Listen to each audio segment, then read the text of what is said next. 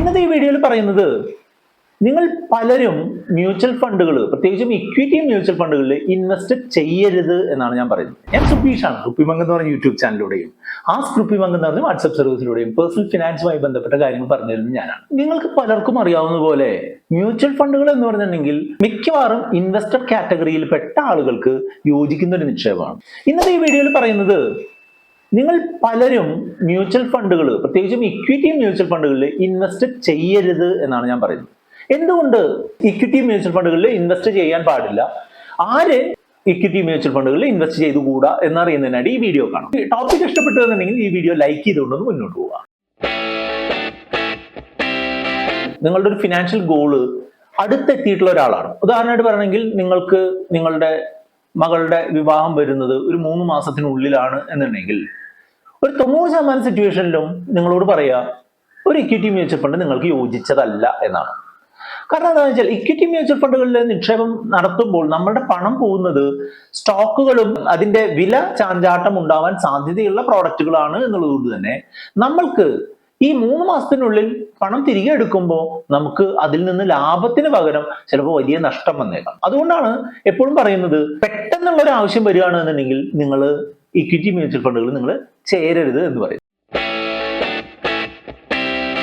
റുപ്പിമംഗിന്റെ WhatsApp number ആയിട്ടുള്ള 8848030018 ഒരു personalised ആയിട്ടുള്ള അഡ്വൈസുകൾക്കായിട്ട് കോൺടാക്ട് ചെയ്യുന്ന മിക്കവാറും ആളുകൾക്ക് മ്യൂച്വൽ ഫണ്ടുകൾ നമ്മൾ സജസ്റ്റ് ചെയ്ത് കൊടുക്കാറുണ്ട് എന്നുണ്ടെങ്കിലും ചിലരോട് നമ്മൾ മ്യൂച്വൽ ഫണ്ട് ഇൻവെസ്റ്റ് ചെയ്യരുത് എന്ന് പറയും. അത്തരം ഒരു കാറ്റഗറി ഓഫ് ആളുകളാണ് ഈ കൃത്യമായിട്ടുള്ള ഒരു ഫോക്കസ് ഇല്ലാത്ത, കൃത്യമായിട്ടുള്ള ഒരു ഗോളുകൾ ഇല്ലാത്ത ആളുകൾ. അതായത് എന്തിനോ വേണ്ടി ചെയ്യുന്നു എന്നുള്ള ഒരു രീതിയിൽ നമ്മളെ കോണ്ടാക്ട് ചെയ്യുന്ന ആളുകൾക്ക് നമ്മൾ മ്യൂച്വൽ ഫണ്ടുകൾ എന്നല്ല, അങ്ങനെ ഒരു വലിയ രീതിയിലുള്ള ഇൻവെസ്റ്റ്മെന്റ് പ്രോഡക്റ്റുകൾ ഒന്നും തന്നെ സജസ്റ്റ് ചെയ്യാറില്ല. സാധാരണ കൺവെൻഷണൽ രീതിയിൽ തന്നെ ചെയ്യാണ് അവർക്ക് നല്ലത്. കാരണം എന്താ വെച്ചാൽ അവര് ഒരു ഇൻവെസ്റ്റ്മെന്റിനെ പറ്റിയിട്ടോ അല്ലെങ്കിൽ ഇൻവെസ്റ്റ്മെന്റ് ഉപയോഗിച്ച് ഒരു ഗോൾ അച്ചീവ് ചെയ്യുന്നതിനെ പറ്റിയിട്ടോ കൃത്യമായിട്ടുള്ള ഒരു ധാരണയോ ആവശ്യമോ ഇല്ലാത്ത ആളുകളാണ്. അത്തരം ആളുകൾക്ക് ഏത് ഒരു ഇൻവെസ്റ്റ്മെന്റ് രീതി ആയാലും അത് തുടർന്നു കൊണ്ടുപോകാനോ അതിൽ നിന്ന് നേട്ടമെടുക്കാനോ സാധിക്കുമെന്ന് എനിക്ക് തോന്നുന്നില്ല. അത്തരം ആളുകളോട് ഇൻവെസ്റ്റ് ചെയ്യരുത് എന്നാണ് ഞാൻ പറഞ്ഞു കൊടുക്കാറുള്ളത്. അടുത്തൊരു സെറ്റ് ഓഫ് ആളുകൾ എന്ന് പറഞ്ഞിട്ടുണ്ടെങ്കിൽ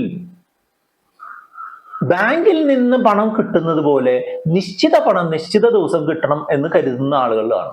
അത്തരം ആളുകളും ഇക്വിറ്റി മ്യൂച്വൽ ഫണ്ടുകളിൽ ചേരാതിരിക്കുകയാണ് നല്ലത്. എന്തുകൊണ്ടാണെന്ന് വെച്ചാൽ ബാങ്കിൽ നിങ്ങൾ ഒരു പണം നിക്ഷേപിച്ചു കഴിഞ്ഞാൽ, ഉദാഹരണമായിട്ട് 1000 രൂപ ബാങ്കിൽ നിക്ഷേപിച്ചു കഴിഞ്ഞിട്ടുണ്ടെന്നുണ്ടെങ്കിൽ ആ 1000 രൂപ 8% പലിശയ്ക്കാണ് ഒരു വർഷത്തേക്ക് നിക്ഷേപിച്ചിട്ടുള്ളതെന്നുണ്ടെങ്കിൽ 1080 രൂപ നിങ്ങൾക്കത് ഒരു വർഷം കഴിയുമ്പോൾ തിരിച്ചു കിട്ടുമെന്നുള്ളത് ഉറപ്പാണ്.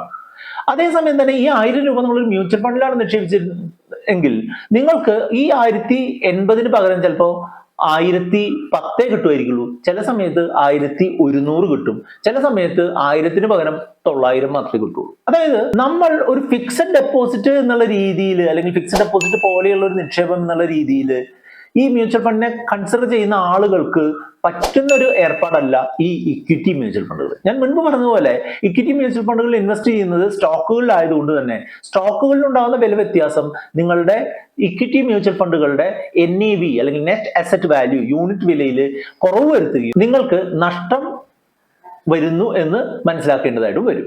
അപ്പോൾ അത്തരം ആളുകൾക്ക് പറ്റുന്ന ഒരു പ്രോഡക്റ്റ് അല്ല ഇക്വിറ്റി മ്യൂച്വൽ ഫണ്ടുകൾ. അതുകൊണ്ട് തന്നെ അത്തരം ആളുകൾക്ക് നമ്മൾ ഇക്വിറ്റി മ്യൂച്വൽ ഫണ്ടുകൾ സജസ്റ്റ് ചെയ്യാറില്ല. ചെറിയ കാലത്തേക്ക് വലിയ റിട്ടേൺ നേടുക എന്നുള്ളത് പലരുടെയും ആവശ്യമാണ്, അല്ലെങ്കിൽ അത്യാവശ്യമാണ്, അല്ലെങ്കിൽ അത്യാഗ്രഹമാണ്. അങ്ങനെയുള്ള ആളുകൾ ഇക്വിറ്റി മ്യൂച്വൽ ഫണ്ടുകളിൽ നിക്ഷേപിക്കാതിരിക്കുകയാണ് നല്ലത്.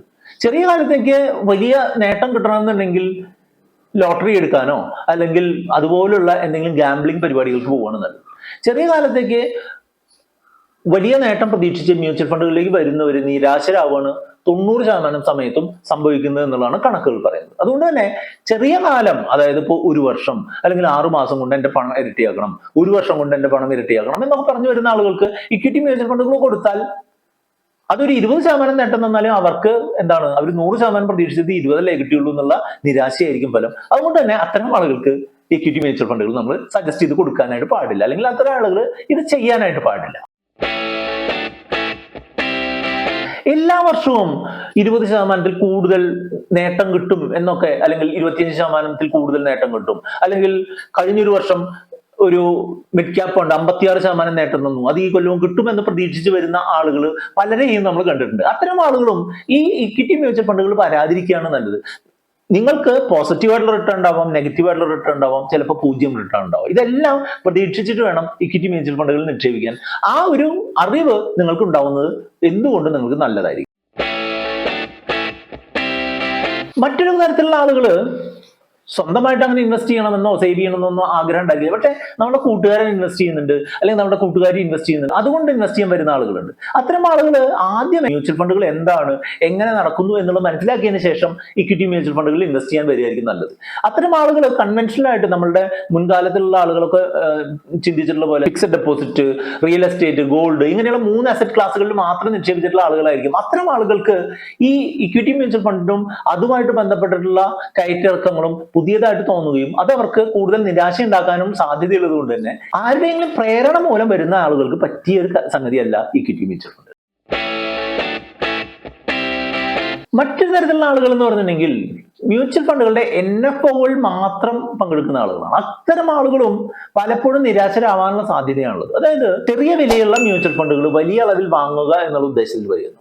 അതായത് ഏത് മ്യൂച്വൽ ഫണ്ട് ഇൻട്രൊഡ്യൂസ് ചെയ്യുന്ന സമയത്ത് അതിന്റെ യൂണിറ്റ് വില എന്ന് പറഞ്ഞാൽ 10 ആയിരിക്കും. ആ 10 രൂപ യൂണിറ്റ് വിലയുള്ള യൂണിറ്റുകൾ കിട്ടുന്നതിനായിട്ട് മ്യൂച്വൽ ഫണ്ടുകളുടെ ന്യൂ ഫണ്ട് ഓഫറിൽ ജോയിൻ ചെയ്യാമെന്ന് പറഞ്ഞു വരുന്ന ആളുകൾ പലപ്പോഴും ഈ 10 രൂപയ്ക്ക് വാങ്ങിയ യൂണിറ്റുകൾ 9ഉം 8ഉം ഒക്കെ ആയിട്ട് കുറഞ്ഞ് പോകുമ്പോൾ എന്ത് ചെയ്യണം എന്നറിയാതെ പകച്ചു നിൽക്കുന്ന സന്ദർഭങ്ങൾ പലപ്പോഴും ഞാൻ കണ്ടിട്ടുണ്ട്.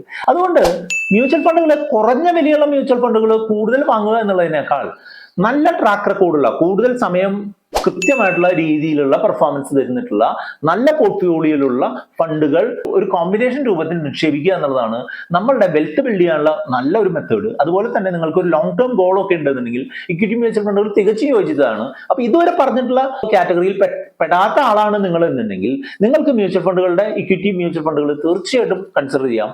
ഇനി ഏത് മ്യൂച്വൽ ഫണ്ടുകൾ എടുക്കണം, എത്ര എടുക്കണം, എങ്ങനെ എടുക്കണം എന്നുള്ളതൊക്കെ അറിയാനായിട്ട് നമ്മുടെ വാട്സ്ആപ്പ് നമ്പർ ആയിട്ടുള്ള 8848030018 നിങ്ങൾക്ക് കോൺടാക്ട് ചെയ്യാം. ഇതുമായിട്ട് ബന്ധപ്പെട്ട് 2 വീഡിയോകളാണ് ഇവിടെ കാണുന്നത്. കണ്ടുകൊണ്ട് നമുക്ക് മുന്നോട്ട് പോകാം. വീഡിയോ ലൈക്ക് ചെയ്യാനും കമന്റ് ചെയ്യാനും കൂട്ടുകാരുമായി ഷെയർ ചെയ്യാനും മറക്കും.